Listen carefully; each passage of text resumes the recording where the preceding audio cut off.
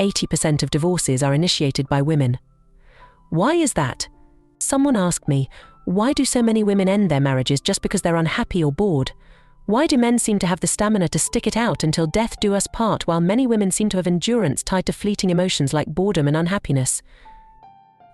This is a powerful question.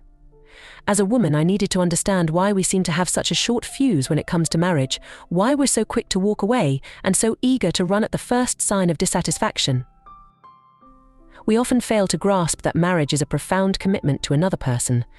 It's a pledge not just to our partners but to ourselves, affirming that our vows carry real weight. Marriage comes with roles and responsibilities essential to making it work. As women, we can be astonishingly short-sighted, focusing solely on the wedding, the dress, and the celebration. We overlook the immense responsibility and commitment we're stepping into, the promise to honor our word and see it through. Women are often quick to say, "My husband broke his vows." He's the one who isn't committed, but this is often a reflection of our own lack of commitment.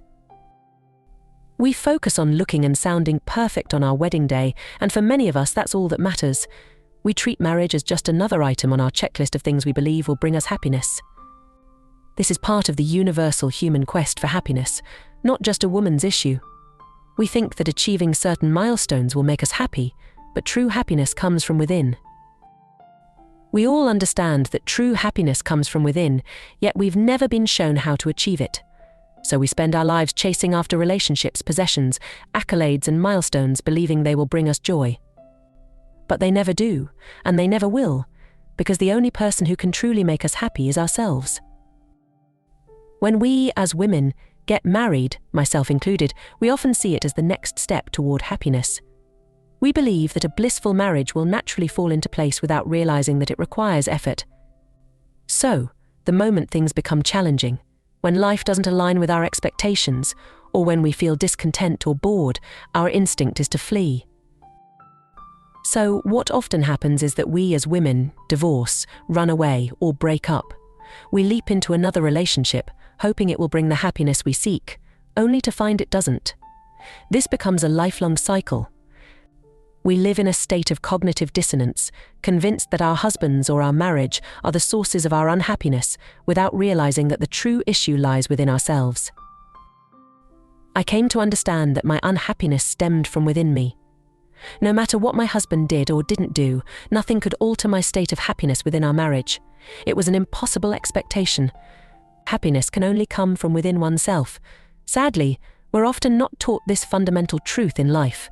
I've been fortunate to learn how to cultivate happiness and understand its true essence, a positive relationship with myself.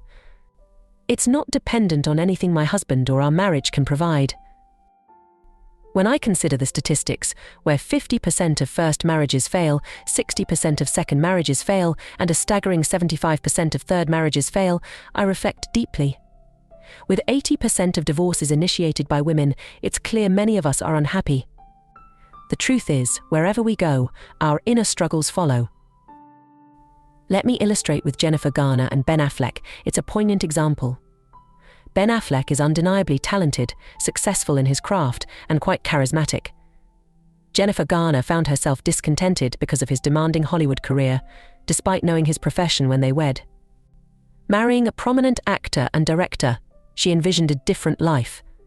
Feeling neglected due to his frequent absences and career focus, she justified ending their marriage, which shattered their family.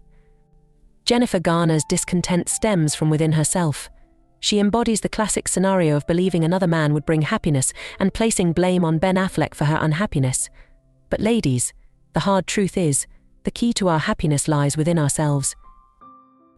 What's crucial for men to understand, this cannot be emphasized enough, is that you are not responsible for your wife's unhappiness.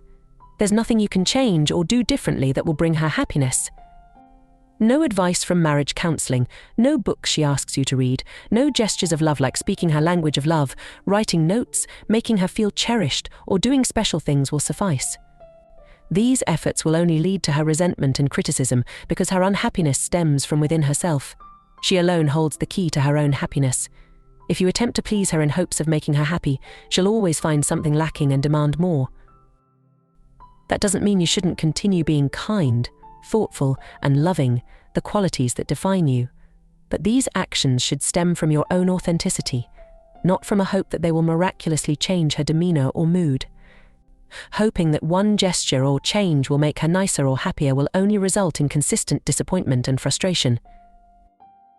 So, the primary reason why 80% of divorces are initiated by women is because we often prioritize our own needs and desires above the commitments we've made as wives, and sometimes mothers.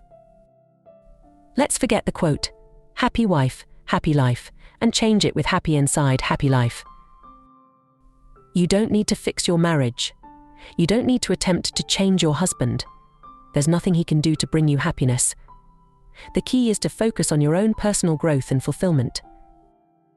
From there, I committed to doing my utmost to engage in activities that fostered a positive self-image, strengthened my character, and upheld my integrity.